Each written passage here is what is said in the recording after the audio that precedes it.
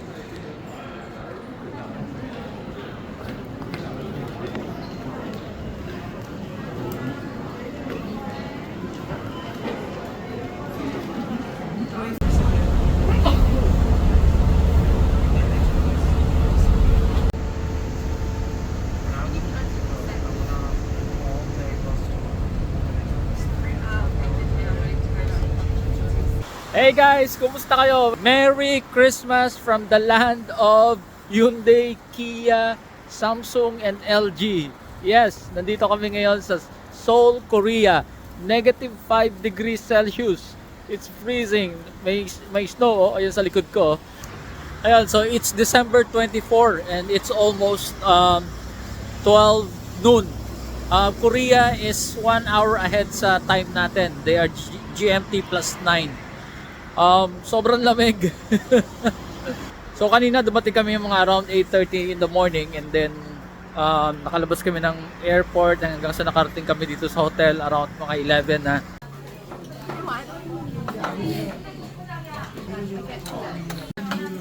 Panlaban sa lamig. My God. Ang lalaki ng mga numbers nila dito. Grabe. Yung lunch namin inabot ng 87,000. So wala naman kaming strict na itinerary. Relax lang yung mga schedules namin. So yun, after mag-lunch, maglalakad-lakad lang kami tapos papatunaw lang. So eto meron ditong underground shopping center.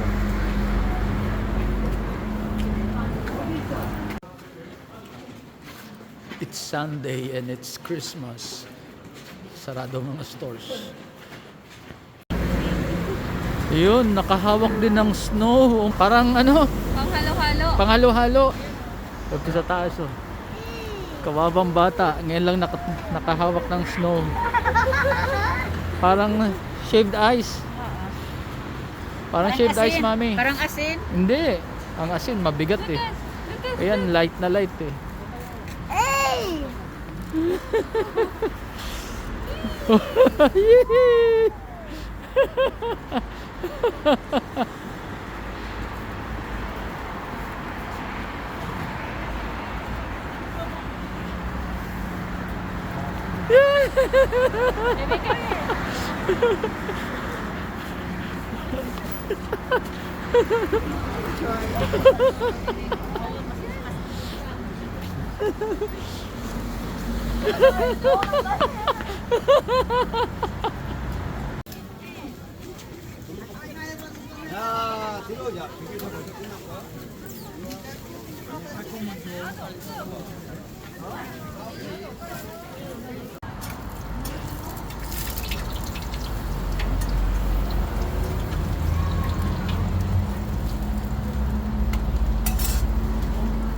안 돼.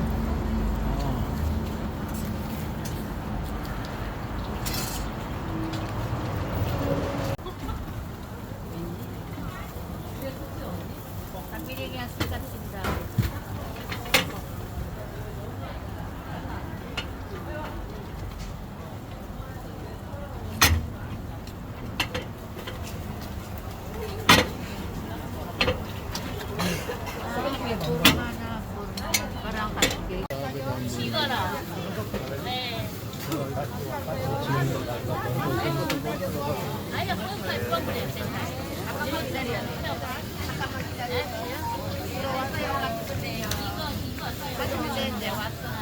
뿌리가 많아.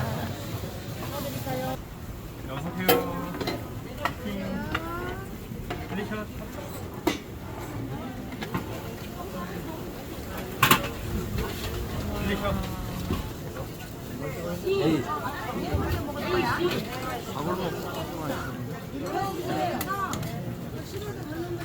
F 때문에 그래요. 또 계속 팍팍팍 때문에 그러니까 이해하세요. F가 좀 시간이 걸려요. A, B 있어요. A, B.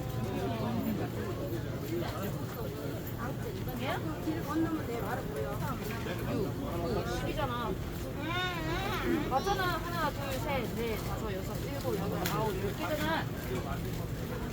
이 골목으로 중에 바보네. 내려가 보자. 거기 물 떨어진다. 일로 가지 마. 일로 와. 얘나빠.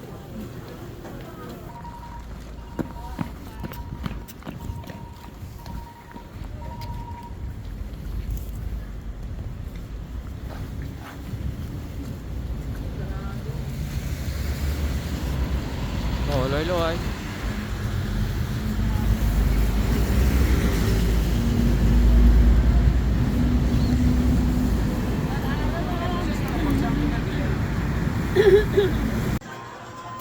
Nandito kami sa Starbucks kasi gusto sana namin mag-coffee and i-try yung mga local cafes nila. Kaya lang majority are closed kasi nga it's Sunday, it's December 24 holiday din tomorrow, so probably that's the reason why. Tapos eto, Starbucks lang ang open. Ang hassle pala, ang hirap pala mag-vlog ng winter kasi naka-gloves ka, and then kahit pa sinabi nilang itong nabinili kong gloves, kiniklaim ng Terra Nova that I'm supposed to be able to touch the screen, pero wala ring effect. So every time I need to take a video, kailangan ko tanggalin yung gloves ko para lang ma-operate yung camera, yung phone camera. By the way, yung mga gumagamit ng mga digicam mirrorless cameras, tip ko lang po sa inyo, if you're going to a place like this na nagsi 0 degrees Celsius yung temperature, better check the operating temperature of your gadget. Kasi yung Sony na I was thinking, meron kasi akong Sony na ZV-E10 na sometimes ginagamit ko sa pag-vlog.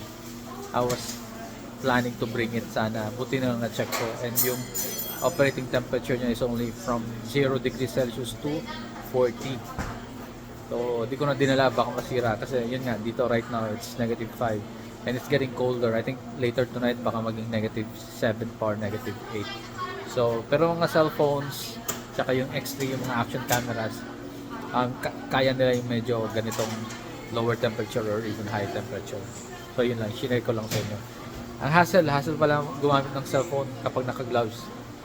A few seconds ka lang na nasa labas na walang gloves, grabe, mahapdi na sa daliri.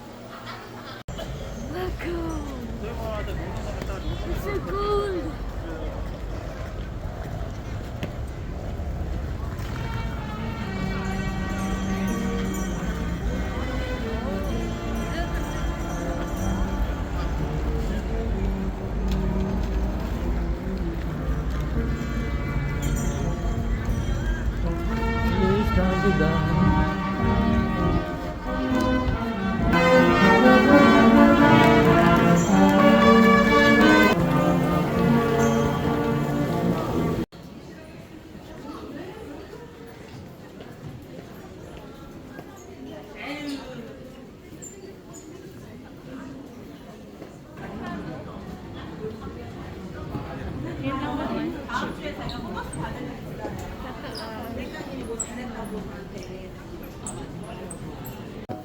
Oh, ito yung nakita natin, oh.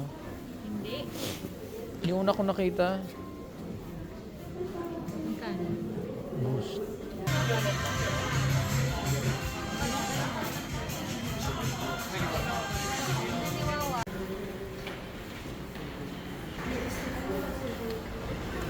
Ayun, pupwesto na sila dyan, no? Meron din palang mga homeless dito. Ayun, no? Okay na ba yan sa inyo?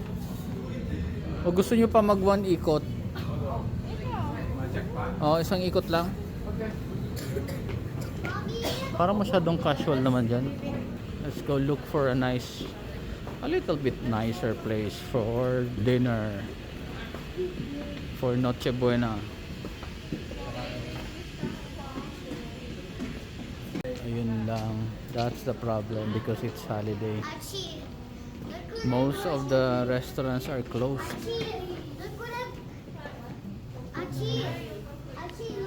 Oh, Ichibanya. Closed din. Oh, here, look. Korean. Local food. Oh, ito pala yung spice market. Oh, mas medyo aesthetic pa to. Main dish. Oh. Mga Korean food oh. Oh, meron silang sa Bangkok set. Cow pad table. Kway-teow. Oh, this is quite fine dining. Ano yan? Grabe, ang daming tao. Punong-puno. Oh. Daming tao. Ano? Ang sikip. Close na talaga. Holiday kasi. Okay, so finally may nahanap kaming restaurant na mukhang masarap.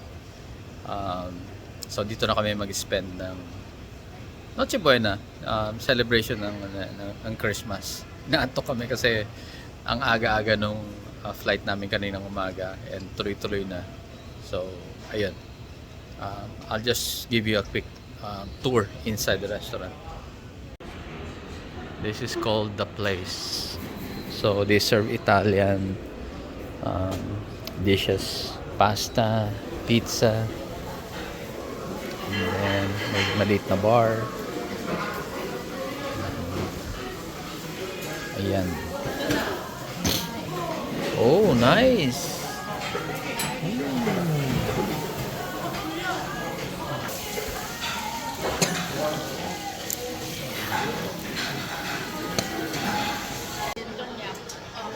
Okay, kain muna kami. Merry Christmas!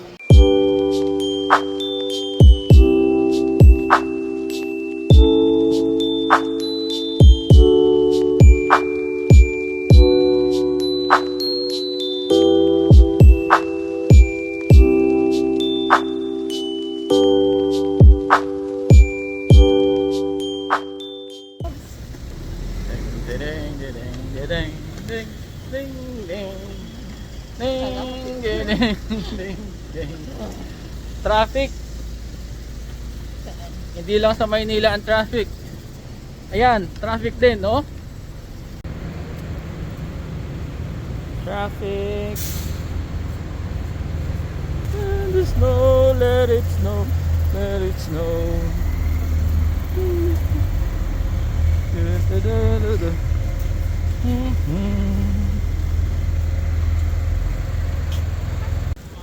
Ayun oh, may ilaw pa oh. Green. Okay, green. Time to cross. Dun, dun, dun, dun, dun. Oh, ganda ng Hyundai oh. Let's go. 16 seconds. Ganda oh, may ilaw na green. Later pag di na pwede, red na yan. Kakatapos lang namin mag-dinner, naglalakad na kami pabalik sa hotel. Daan lang tayo dito sa 7-11. Bili tayo ng kung ano-ano, water and maybe bili tayo ng soju.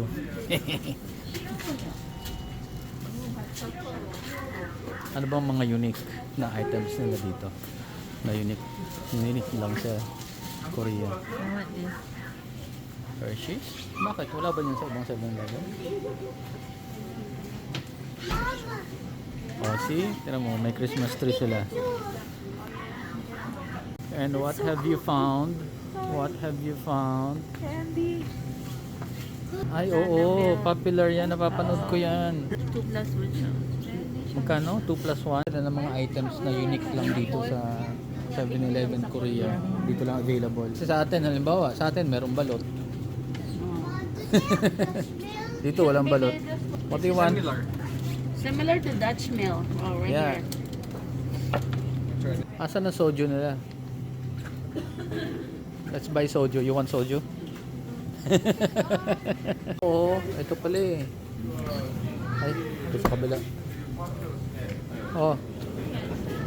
Soju. With the ramyun. Sabi ni Kuya, mas masarap daw to kumpara dun. Ito. Oh, the watermelon This juice. is what we are used to sa Pinas. This one. Oh, it's dirty, baby. No. So, para maiba naman, let's try this. Oh, ayan. May masarap na chips dyan. Like that. Isa lang naman yung chips na kinuha. Achi. May ano, ask Tita Mimi, may tinuro sa kanya si Kuya na masarap daw. May, asan nga yung mas sinasabi niyang masarap dyan? Na chips? Chips? The dark this one. Baby, look for this. Look for this. We got one. Okay daw to.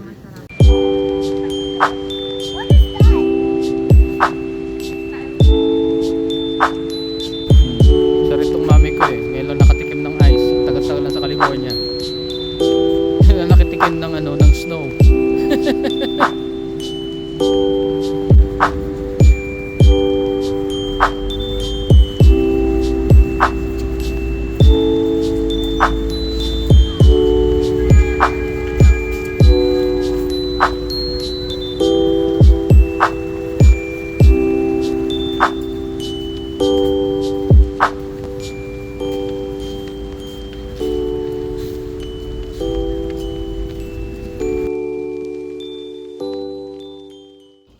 Okay guys, so nandito na kami sa kwarto.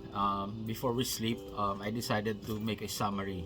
We made a summary of all the important things that we learned on this trip. So this is only for day 1 that I think very important then to share with you para malaman nyo, and then so that you can also prepare on your next trip. Alright, so number 1, Manila traffic. Umalis kami December 23. The flight was supposed to be, well, yung flight namin is 24 ng 2:50 AM.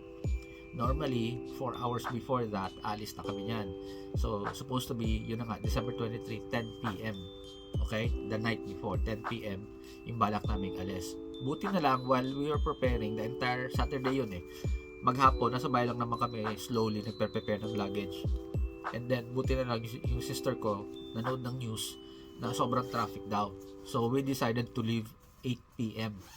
Ganong kaaga. And good thing that we did that. Because you know what? Umalis kami ng 8 PM. Nasa, sabihin natin, Ortigas area. Nakarating kami sa Terminal 3 almost 10 PM. 2 hours kami nasa Grab. Ganong kalala yung traffic. So, take note, if you're leaving ng magta-travel ka ng ganitong season na matraffic, lakihan nyo ng as much as possible, lakihan nyo yung allowance nyo sa time. Okay, tip number 2. Do you need to bring Korean won before your flight? Not necessarily. At medyo mahirap magpapalit ng Korean won sa atin sa Maynila.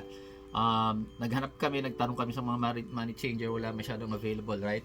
And nagtanong din kami sa BDO, they require reservation or notice mga 2 to 3 days. So if you want to do that, you can do that naman sa BDO. Pero hindi kailangan. Pwede ka rin naman magpapalit pagdating sa airport. Now, the next question is, magpapapalit ka ba sa airport or sa labas na later? Pagdating namin kanina, yung rate ng $1 US, $1 US was 1,240 sa airport. Tapos nung pagdating namin sa labas, yung rate nasa 1,300. Pag kinonvert mo yan, lalabas mga 2 pesos. Ang mas mahal sa airport na mga 2 pesos. So, pwedeng magpapalit ka ng diretso, or sayang din man, lalo kung mag-shopping ka, malaking amount ang dala mo. Yung 2 pesos mo, pag na-total mo yun, let's say, mamaya may pang-shopping ka na $2,000 US, then malaking bagay na rin yun. Diba? So, dollar ang binigay kong example kasi in general naman talaga ang pinaka-international money, diba, is dollar, US dollars. Kaya mas madaling magpa-convert kahit sa ka pumunta kung meron kang US dollars. Now, dito sa Seoul, pagdating mo sa airport, pwede kang magpa-convert from US dollars to Korean won. Pwede ka rin magpa-convert ng Philippine peso to Korean won. And then on the way back, tinanong ko, ewan ko later pag pauwi namin, update ko na lang kayo. Pero tinanong ko, on the way back, kung meron kang tirang Korean won, pwede ka rin magpapalit back to Philippine peso. Sa Hong Kong, sa Singapore, kasi marami OFW doon at very frequent doon ang mga Filipinos, madali magpa-convert from Hong Kong dollars o Singapore dollars back to peso. Eto, since first time namin sa Korea, I don't know kung ganun sila kadaming reserve ng mga Philippine peso. Pero yun nga, tinanong ko doon, pwede naman daw. Alright? So again, the question na sa airport ka ba magpapapalit or paglabas na? Yun pa pala, sorry. Sa labas, mayroon magpapalit ng Philippine peso to Korean won. At least may dalawa kaming napagtanungan, wala. Ang meron nila is ano lang, US dollars tsaka Canadian dollars and other currency. So, kung Philippine peso ang dala mo, I would say magpapalit na kayo sa terminal. Sa Incheon. Airport pa lang magpapalit ka na ng lahat ng balak mong gastusin. Okay? Kung US dollars, pwede mong hati-hatiin. Pwede ka magpapalit lang siguro, nagpapalit lang kami ng 200 US dollars para lang pambayad sa bus, sa transportation hanggang makarating kami sa hotel namin. Tapos yung the rest, magpapakonvert na lang kami dito sa labas. Although may dala din naman kaming peso. Okay, tip number 3. Mode of transportation from Incheon to Myeongdong. Pwede ka mag-taxi, pwede mag-train, pwede mag-bus, pwede rin mag-van. Yung taxi, wala na sa options namin kasi 8 kami, 2 taxis na kami agad, medyo mahal na yon. Other option is mag-train. Ayaw namin mag-train, hindi rin advisable kasi maraming stops.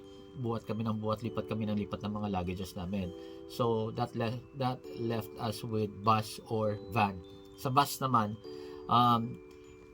yung estimated price is mga 18,000 Korean won. Incheon to Myeongdong. Pag tinotal namin yun sa 8 persons, more than 100,000. May lumapit sa aming nag-offer ng van for all of us na 100,000 lang. So mas mura. Kaya lang nagtanong ako doon sa yung mga kiosk doon na nagbebenta ng data internet, which is yun ang next topic natin. Hindi nila ma-recommend kasi hindi raw yun official. So parang natakot kami kasi parang style sa atin sa Manila na may nangongontrata. Mamaya kung saan kami dalhin or ma-overcharge kami or may mga hidden charges. So natakot kami, may kasama kami bata. So in short, we decided to go for the bus. So yun nga, nasa 18,000 yung bus. And okay naman, medyo yung usual na yun, magkakarga ka nga lang sa ilalim, although yung driver naman taka may para siyang assistant, sila lang din naman ang nagkarga sa ilalim ng bus. At for every luggage may sticker, bibigyan ka ng sticker din na yun ang pang claim mo later. So safe naman, at binaba kami as in 1 minute walk away lang sa hotel namin. So okay din naman yung bus. Pero yung going back dun sa van, it's even more convenient, I think, lalo kung may kasama kayong senior. Pero yun nga lang, hindi kami masyado nakapag-research kung safe ba sumakay sa mga ganun. So try nyo na lang, hindi namin na-search kung kumusta naman, kung okay bang sumakay sa mga ganung mga van na hindi naman official na ng airport. Tip number 4, data, wifi, or internet connection. Pagdating mo sa airport, meron kang makikita doon mismo paglabas mo, may mga kiosk doon, may mga tatlo yung iba-ibang provider na nandoon. But basically, tatlong connection types ang tama ba? Connection types ang options mo. Number 1, pwede kang mag-pocket wifi, pwede kang kumuha ng prepaid na SIM card, or pwede kang mag-eSIM, electronic SIM kung capable ang mobile phone mo. Ako, I'm not a fan of pocket wifi kahit pa noon. Kasi it's a separate device, mahina ang battery niyan, mabilis yan ma-drain, magko-consume pa yan ng tawag dito, ng power bank mo na supposed to be for your phone na lang sana. Tapos kung isi-share nyo, iniisip kong isi-share nyo, ang dami yung magko-connect doon, ang bilis nun ma-drain. Baka 1 hour lang or less, kung mga 3-4 kayo magko-connect sabay-sabay, mabilis yung ma-drain. So talagang ayaw ko talaga ng pocket wifi. Next option is SIM card. Ang ayaw ko naman sa SIM card kasi yung phone ko hindi siya, dual SIM siya, pero kailangan ko tanggalin yung original SIM ko, tapos mamaya mawala. pagbalik ko sa Pilipinas, magka-problema pa ako. So, ayaw kong magtanggal-tanggal. So, anyway, since may eSIM naman yung phone ko, yun ang pinili ko. Magkano? Yung kinuha kong plan is 35,000 Korean won, approximately 1,500 pesos. Unlimited na yon, walang cap kung ilang gigabytes lang ang pwede mong gamit. Basta it's valid for 8 days. Nagkamali ako ng bilang kasi nasa isip ko 6 days kami dahil yun lagi ang nasa isip ko dahil nagpe-prepare kami ng lagi. Sabi ko 6 days na damit. Nakalimutan ko na yun pala, sinama ko kasi yung the day before na pag-alis namin. So anyway, 5 days lang dapat ang merong package na available na sakto din, good for 5 days. Cheaper pa dun sa sinabi kong 1,500 pesos. Nakalimutan ko lang yung price. I think mga 28,000 Korean won lang yon. So mga 1,200 siguro 1,300. Okay? So pwede na yun kung 5 days kayo. Ako ang nabili ko kasi yung 7 days. Nagpasiguro kasi ako mahirap na maligaw kami yung means of communication. So ayun. Nasa inyo yan, pero ako hindi ko talaga nire-recommend yung pocket wifi. Mag SIM card na lang kayo or eSIM. Okay, tip number 5, yung sinasabi nila, malamang napanood nyo na rin sa ibang vlog, yung sinasabi nila na yung Google Maps hindi raw nag-work dito. Totoo. Well, not completely. Pag nag-search ka, lalabas naman yung search results, makikita mo yung locations ng mga hinahanap mo, pero hindi nakapag-provide ng step-by-step procedure. Like, kung mag-walk ka, saka magta-turn, or kung magda-drive ka, saka magta-turn, wala siyang ganon. Pero at least makita mo kung nasaan. Merong tinatawag na Naver, another parang counterpart na local Korean tawag dito application sa maps. Yun ang pwede nyo gamitin, although kami hindi pa namin nagagamit. Naka-install ako pero hindi ko pa ginagamit. So yun, kino-confirm ko lang na hindi 100% yung function ng Google Maps dito. Tip number 6, last na to. Para lang to sa mga nagpa-plan pumunta ng Korea ng ganitong weather na winter. So bago kami umalis, yung forecast sinasabi negative 5 daw, negative 6. Tapos sabi the following day supposed to be magbe-better na. Hindi ganoon ka-accurate yung mga pinapakitang results, or talagang siguro medyo erratic yung weather nila. Pagdating namin dito, negative 5 nga, tapos the following day sinasabi negative 2, better daw, pero we'll see. For clothing, effective naman yung heat tech na available dyan sa atin sa Uniqlo. Ang gawin nyo na lang, kasi syempre diba, parang manghinahin ka, bumili ka sana, nasa 790 rin yung pantaas lang, and then 700 or 1 for yata yung pambaba. Parang manghinahin ka rin, diba, bumili ng ganong kadami, tapos gagamitin mo lang ng one time dito sa ganitong trip mo. Ilang beses ka ba magte-trip sa mga winter, sa mga countries na winter? So, ang tip ko sa inyo, bili na kayo isang set, tapos i-layer nyo lang ng i-layer. Gamitin nyo lang sa loob ng yung mga pambahay nyo. Ako yun ang ginawa ko. So far, kinaya ko naman. Hindi ako, malamigin akong tao, hindi ako sanay sa malamig. Before Korea, pinakamalamig na na-experience ko is 8 degrees Celsius sa Hong Kong, long time ago. Tapos yung mga trips namin before sa Houston, Texas, mga ano lang yun, 18 degrees Celsius to 20. So, etong negative 5 dito, first time ko to. Yun nga, considering na malamigin ako, kinaya ng katawan ko yung heat tech lang, tapos meron akong isang shirt, tapos isang parang sweater, and then may isa pa akong jacket.